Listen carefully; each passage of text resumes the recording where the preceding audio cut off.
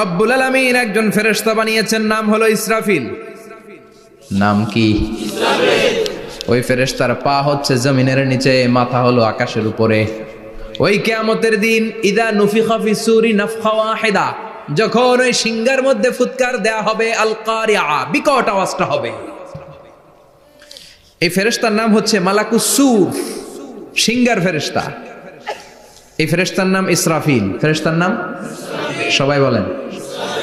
এই বিশাল ফেরেশতাকে তিনটা হুইসেল দেওয়ার জন্য আল্লাহ বানিয়েছেন। কয়টা? সবাই বলেন। তার ডিউটি হচ্ছে তিনটা হুইসেল দিবে, হর্ন বাজাবে তিনটা। গাড়িতে সামনে জ্যাম হয়ে গেলে ড্রাইভাররা কি করে? হর্ন দেয়। সে একটা হর্ন দিবে, একটা হুইসেল দিবে, একটা ড্রাম বিট বাজাবে। ওইটাকে আরবিতে বলে সুর। ইদা নুফিখা ফিস সূরি নাফখাতান ওয়াহিদা, যখন তিনি প্রথম হুইসেলটা বাজাবেন, রব্বুল আলামিন ওনারে বানালেন তিনটা হুইসেল দেওয়ার জন্য বিশাল আকৃতির ফেরেশতা। এই ফেরেশতাকে সৃষ্টি করার পর থেকে দুই ঠোঁটের মাঝখানে হুইসেলটা নিয়ে ফেরেশতা আল্লাহর আরশের দিকে তাকিয়ে আছে। He is just waiting for the green signal. আল্লাহর অর্ডার কখন আসবে? আসলেই একটা ফু দিবে। সুবহানাল্লাহ কইবেন না?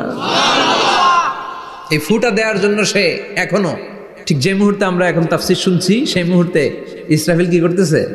দুই ঠোঁটের মাঝখানে ওই হুইসেলটাকে রেখে জাস্ট অবজার্ভিং দ্য আরশ, আরশের দিকে তাকিয়ে আছে। যখন আল্লাহ বলবে শুরু করো, প্রসিড, মুহূর্তের মধ্যে হুইসেল বাজাবে। আর ওই হুইসেলের আওয়াজটাকে আরবিতে বলে আল কারিআ। কি বলে? বুঝতে পারছেন এবার? সহজ হয়ে গেছে না? নরম হয়ে আসতেছে না সূরাটা? আল কারিআ তার মানে বিকট আওয়াজ, বিকট হর্ন বাজানো হবে, ট্রাম্পিট দেয়া হবে, বিকট হুইসেল দেয়া হবে। এই আওয়াজটা দুনিয়ার দপ্তরির ঘন্টা বাজানোর আওয়াজের মতো না।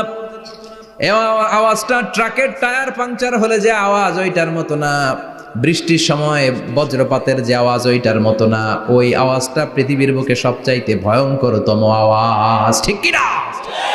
ভয়ঙ্কর একটা আওয়াজ হবে, বজ্রনিনাদ, মহাপ্রলয়ের আওয়াজ। ওই একটা আওয়াজে সব লন্ডভন্ড হয়ে যাবে। একটা আওয়াজে সব লন্ডভন্ড হয়ে যাবে। এজন্য ওই আওয়াজটাকে ডেডিকেট করে আল্লাহ কোরআনে একটা সূরা দিয়েছেন। সূরাটার নাম, কথা কয় না, কি নাম? আল কারিআ।